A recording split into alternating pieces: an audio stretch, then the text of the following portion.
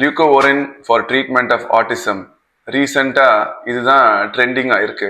இந்த ட்ரக்கை பற்றி some information from doctor Karthikeyan, குழந்தைகள் நல மருத்துவர், பட்டர்ஃப்ளை ஹாஸ்பிட்டல்.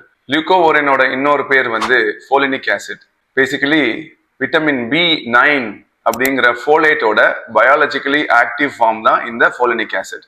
பயாலஜிக்கலி ஆக்டிவ் ஃபார்ம்னா நம்ம உடம்புல எந்த ஃபார்ம்ல அது வேலை செய்யுமோ அதுதான் அது. ஸோ ரெடிமேடா உள்ள போய் எதுவும் கன்வர்ஷன் ஆகாம டைரக்டா வேலை செய்யறதுக்காண்டி உள்ள ட்ரக்.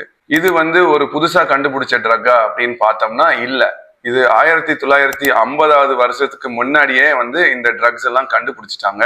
இந்த ட்ரக் வந்து ரொம்ப காமனா கேன்சர் பேஷண்ட்டுக்கு மீத்தோட்ரெக்சேட் அப்படிங்கிற ஒரு கீமோதெரப்பி மெடிகேஷன்ஸ்னால வர்ற சைடு எஃபெக்டை கவுண்டர் பண்றதுக்காண்டி இந்த FDA வந்து இதுக்கு அப்ரூவ் பண்ணியிருக்காங்க. ஸோ இந்த மெடிசின் வந்து புது மருந்து கிடையாது.